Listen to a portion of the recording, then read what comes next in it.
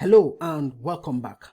In this video, we are going to add some methods to our search service. We already have two methods there, but we want to add some other methods that will perform some search queries for us.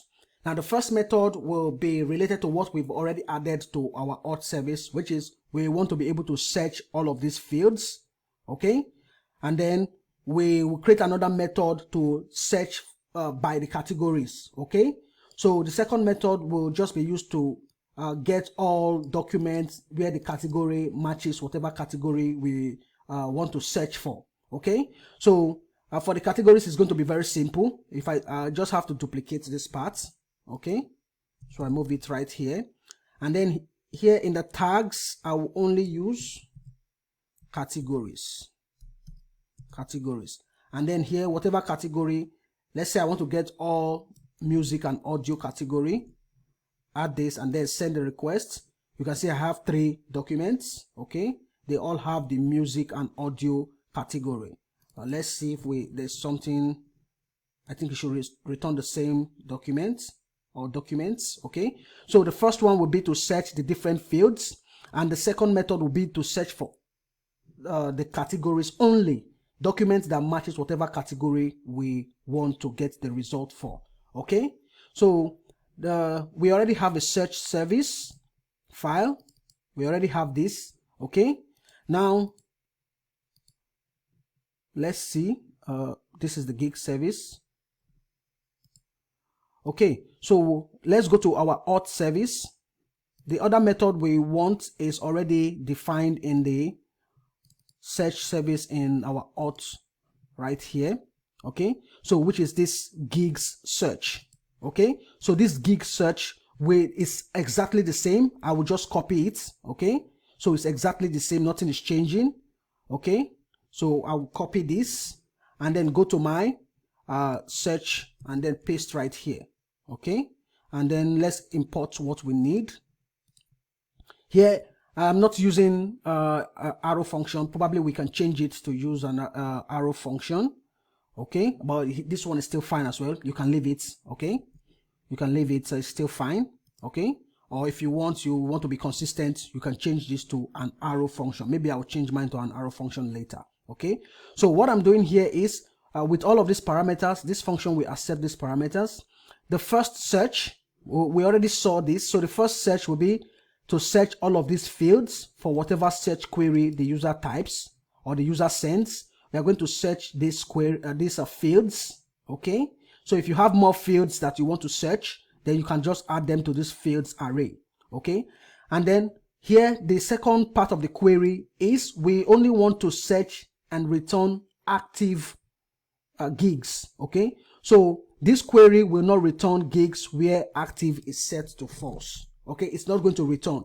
We don't want to return inactive gigs in the search response. Okay, so this will search these fields and then it will filter also so that it returns only active gigs. Okay, now when the user has a result on the result page on the front end, they can then filter by either the delivery time.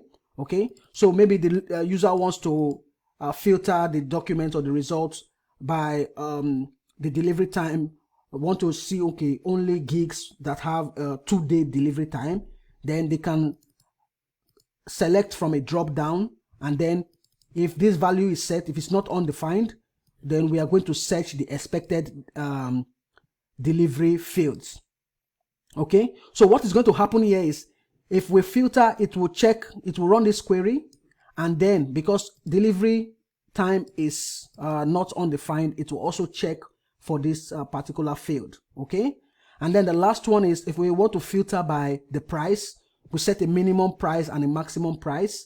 So every gig where the price falls between the minimum and the maximum, so if it's greater than or equal to minimum, if the price is greater than or equal to minimum, or the price is less than or equal to the maximum, then we return those gigs as well. Okay, so these are the queries, and then here we just set the parameters in the search. We set the index, we set the size. Okay, so the size will be coming from the front end because we are going to implement pagination.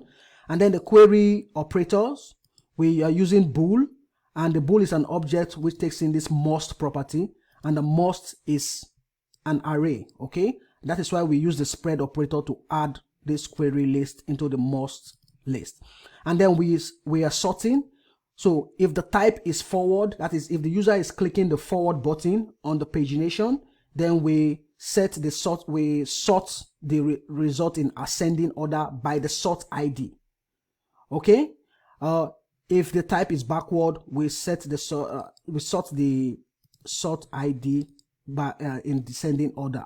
And then here, based on the recommendations by Elasticsearch, if you are expecting to return 10,000 documents, even though our documents will not get up to 10,000, the default hits that you can return or search through is 10,000. So anything above 10,000, the request for your pagination, you need this search after.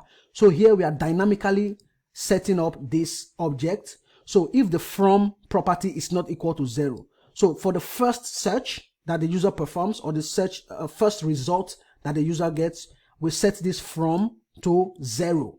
And then if the user clicks on the next button, we are going to set this to 1. And then here we'll set this search after, or this from could be any other value, okay, as long as it's not 0. And then we call this search after, okay. And then once we get the results, we want to get the total value and the hits, okay. The hits is what we have in this hits array, okay. We can see the hits, we have the total, and then we have the hits array, the hits object, the total object, and the hits object array, okay. And then we return both here, okay. So this will be used to search for gigs. Now the other method I want to add is simple. It's just going to be a method to search only the category fields, okay, only the category fields. I will duplicate this, and then we make the changes. So let me copy this function, export it, okay. And then like I said, later I will change this to arrow function, okay. So this is going to be gigs search by category, okay. And for this we use the query list. We don't need this delivery time, we don't need this range, take all of those out, okay. And then for the size, here I can just manually or hard code the size. I just want only 10 values, okay. So I want only 10 values, and then we don't need any sorting, okay. So here, or what I can do is, instead of adding this query here, I can take out all of this. I don't need the paginates, okay. So for this, I don't need the paginate. What I can do is I'll copy the object inside this query list, remove the query list. I don't need my sorting, I don't need the search after. I'll just add them directly here, okay. And then here the only fields I want to search is the categories field, okay. And we only want to search for active documents, okay.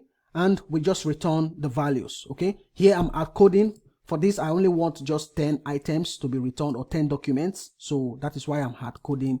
But for because here we will likely not add any form of pagination, so that's why I hard coded them right here, okay. So when we have now added these two methods, in the next video we'll go ahead and add the other methods that we need.